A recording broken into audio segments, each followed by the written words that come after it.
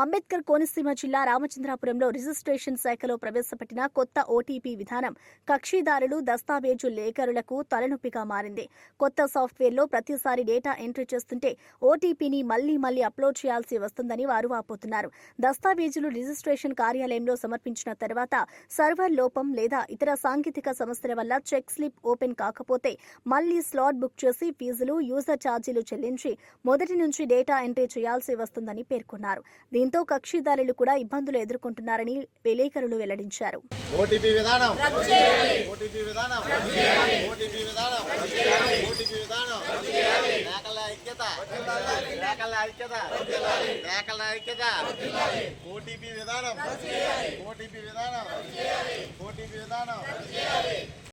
నమస్తే అండి, నా పేరు వెన్నపాదిత్య అండి. నేను రామచంద్రపురంలో గత 14 సంవత్సరాలుగా లేఖ వృత్తిలో కొనసాగుతున్నానండి. మా సీనియర్ లేఖర్ అయినటువంటి సాలంగ రఘురావు చెప్పినట్టుగా కొత్తగా ప్రెసిడెంట్ 2.4 ట్రైన్లో పెట్టిన ఓటీపీ విధానాన్ని ప్రజలు చాలా ఇబ్బందులు ఎదురవుతున్నారండి. కొంతమందికి సెల్లో ఓటీపీలు రాక, అలాగే మరి ఓటీపీ చెప్తే మా బ్యాంక్ అకౌంట్లో డబ్బులు ఎక్కడ మిస్ అవుతాయని చాలామంది ప్రజలు ఓటీపీలు చెప్పడం లేదండి. ఈ విధానాన్ని ప్రభుత్వం రద్దు చేయాలని ఈరోజు 2వ కార్యక్రమాన్ని నిర్వహించాలని దయచేసి ప్రభుత్వం సాగించాలని కోరుచున్నాం. ప్రస్తుతం ఈ రామచంద్రపురం మండలం ప్రస్తుతం పల్లెటూరు ఎక్కువండి. పల్లెటూరులో 5 ఓటీపీలు చెప్పాలంటే ఒకే కుటుంబంలో 5 కూడా సెలవులు కొనుక్కుని ఓటీపీ చెప్పవలసిన పరిస్థితిని ఇప్పుడున్న పరిస్థితుల్లో ఆ సెలవులు కొనే ఇబ్బందులు కూడా లేరండి. నా పేరు సారంగ రఘురామండి. నేను దస్తావేజీ లేఖని రామచంద్రపురం సభ్యుని. ఈ రోజుని మేము 2వ కార్యక్రమం చేస్తున్నామండి. దేనికోసం అంటే ఇప్పుడు ప్రభుత్వం 2.1 ఒక విధానం ప్రవేశపెట్టే రిజిస్ట్రేషన్ చేశారు. దాంట్లో కొన్ని ఇబ్బందికరమైన పరిస్థితులు ఉన్నాయి. ఏంటంటే ఈ మధ్య కొత్తగా పెట్టినటువంటి విధానం ఓటీపీ విధానం ప్రవేశపెట్టారండి.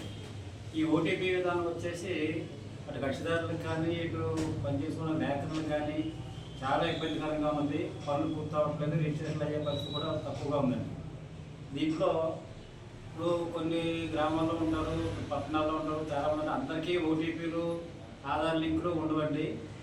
ఒకసారి ఒక దస్తావేజు ఓటీపీ రాకపోతే దానికోసం మళ్ళీ పనిగట్టుకుని వెళ్ళి వాళ్ళ ఆధార్ లింకు చేయించుకుని ఇవన్నీ రావడం వల్ల కూడా ఇబ్బందులు అవుతున్నాయి. కొంతమంది దాన్ని అంగీకరించట్లేదండి. ఎందుకంటే ఈ మధ్య కొంత స్కామ్లు జరుగుతున్నాయి. సైబర్ స్కామ్ జరగడం వల్ల ఓటీపీ చెప్పడానికి మేము ఎందుకు చెప్పాలి, మాకు అవసరం లేదని కొంతమంది తెలిసి వాళ్ళు ఇబ్బంది పడుతున్నారు.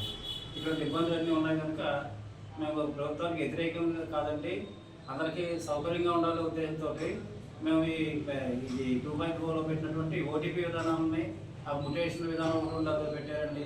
మీకు ఆస్తిలో ఉన్నది, అటు పనిలో ఉన్నది సమానంగా లేకపోతే మీరు రిజిస్టర్ చేయమని చెప్పేసి అంటున్నారు.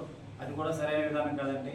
ఈ 2 విషయాల్లోనే ప్రస్తుతానికి మేము వ్యతిరేకిస్తూ వాటిని తొలగించమని, రద్దు చేయమని ప్రభుత్వాన్ని కోరుతున్నామండి. నా పేరు రఘురామండి, దస్తావేజీ లేఖ రామచంద్రపురం.